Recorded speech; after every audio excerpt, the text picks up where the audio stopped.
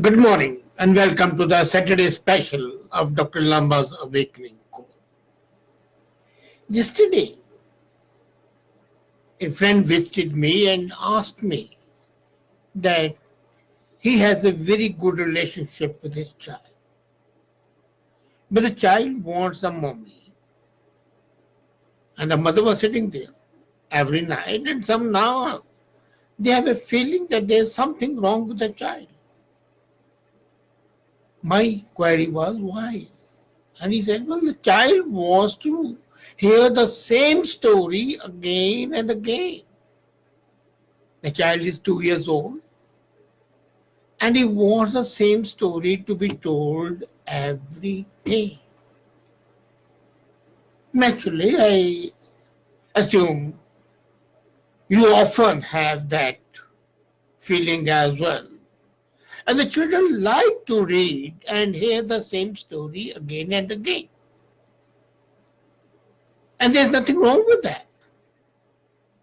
There's definitely a benefit of reading the storybooks at the bedtime to promote early literacy skills, promoting vocabulary skills, and most importantly, building a good relationship with your child.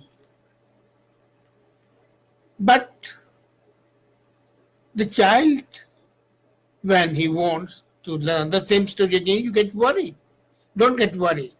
Child is actually enhancing the vocabulary because each word that you utter, the child absorbs. And given the activities just before sleep are particularly very well remembered by young children. As a matter of fact, even the elders. If you read something before you going to bed, if you talk something before going to bed, you remember it in your dreams, you think about it in your unconscious and subconscious. So this repetition is extremely beneficial because your child is showing that they enjoy the story, but they are also learning from the pictures, from the words, and from the interaction when both of you read together. And kids want repetition. They have a preference for familiarity rather than novelty. You know, many people say that the children want everything new. Yes, they do. But there's an age for everything. In the beginning, they want to have a sense of intimacy, a sense of familiarity, and something which is novel, something new puts them off. In the early stages are essentially the learning stages. And at that age, the child wants to remain in that environment that is familiar to him. You know, have you seen the young infants prefer faces that are of the same gender and ethnicity as their caregiver? All of a sudden, if you are, say, in a black community and all of a sudden a white face comes, the child would have a mental shock. And it has been noticed. With age and experience, the child interest goes and shifts from novelty, seeking desire. Have you seen how many children are addicted to their teddy bears because of the toys which are even broken, beyond repair, beyond salvation, you want to throw them? Books. The child grows up, gets new books, but the old books are not thrown. They have developed a sentimental attachment.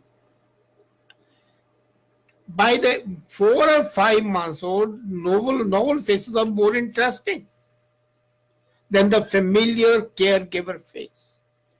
Even 3 days old prefer a novel face if repeatedly shown a picture, repeatedly. So some children, especially infants, have encoded enough information for the image, so they are ready to move to the new experience.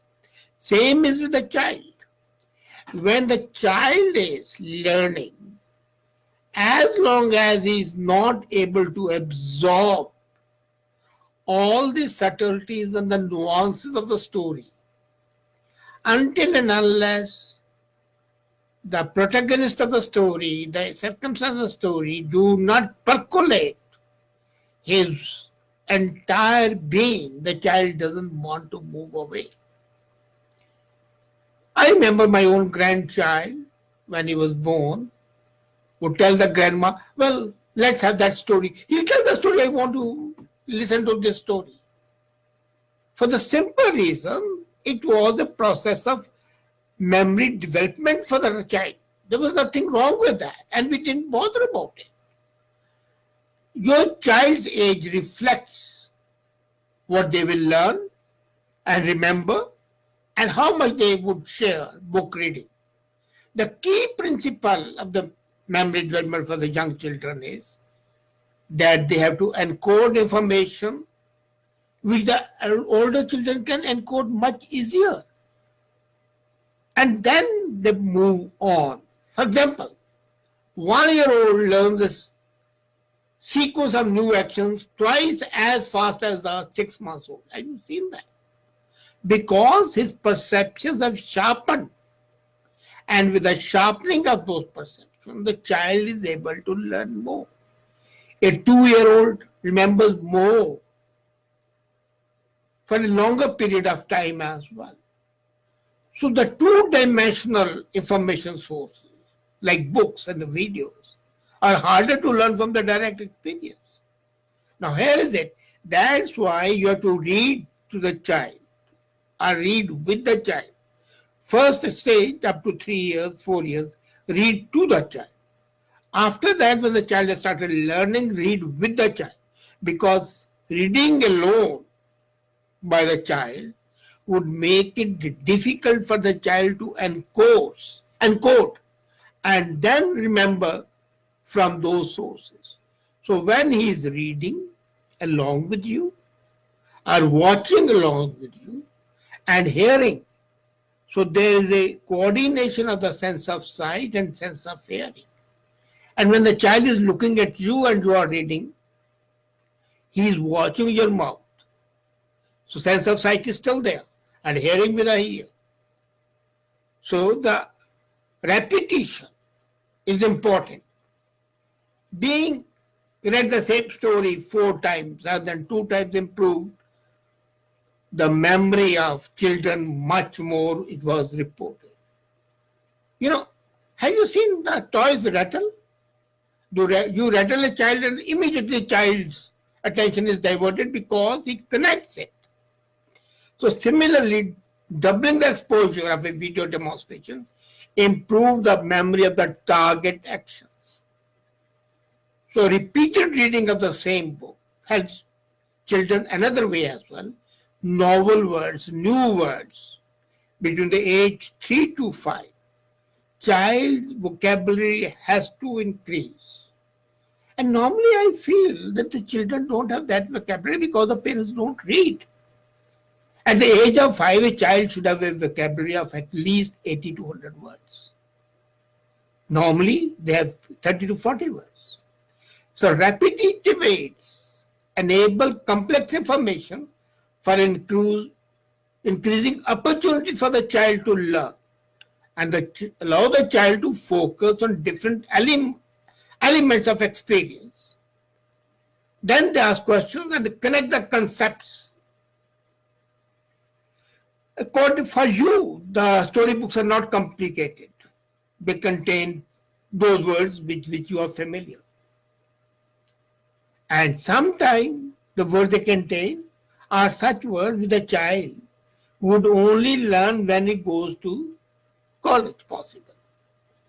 But hearing those words would leave an impact, an impression on the mind of the child, and that is more important. As a matter of fact, to reinforce the curriculum of the school, it's important that parents keep on reading with the child. As I said earlier, in the beginning, you read to the child. Then you start reading with the child. And the third stage would be when the child starts reading to you. Normally by that time, children are so diverted from the parents that they may never have one. But if you have a close knit relationship, the time would come when the child would read to you, and that would be extremely important. Now, as a parent, it's your incumbent on you, is your prime duty to ensure and support the repetitive learning. The next time your child requests for a familiar book, remember that the child is taking an important step in the learning journey. And it's a stupid parent who says, well, we read the story half a dozen times. Are you not tired? This attitude of the parents kills the attention, destroys the child's imagination. He thinks by asking something repeatedly, he is violating some code. And that should never be. The essential thing is the learning process needs to be enforced.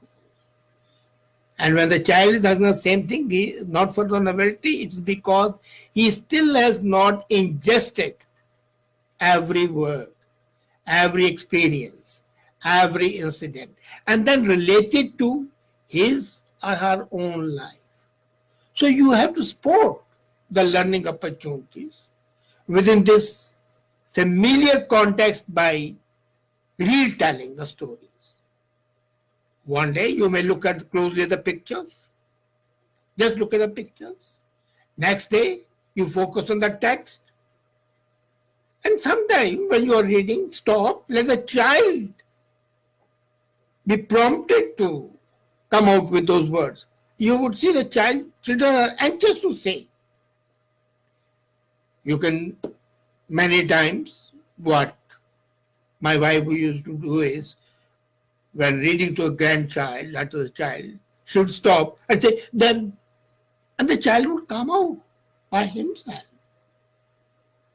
to fill in the blank. And that, you can be sure, was quite useful. It promotes the child's cognitive thinking skills as well. So you can build up their interest by offering books from the same author. That's what's more important. First the same book, then the same author, then the same topic. So these become the building blocks. And these building blocks enhance the child's psychology, sharpen his mind, increase his vocabulary. Sorry, when I say his, I mean his and her. Lest somebody say that I'm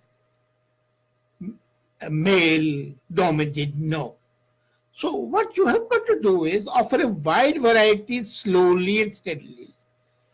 Give some information books which give insight into a particular topic. But remember, this phase will also pass. One day there will be a new favorite, and a coveted one today would be placed back on the bookshelf, but not forgotten, as I said earlier. Children develop a certain love for the first books, for the first possessions. So, the repetitive learning has done its job, but it's not thrown away.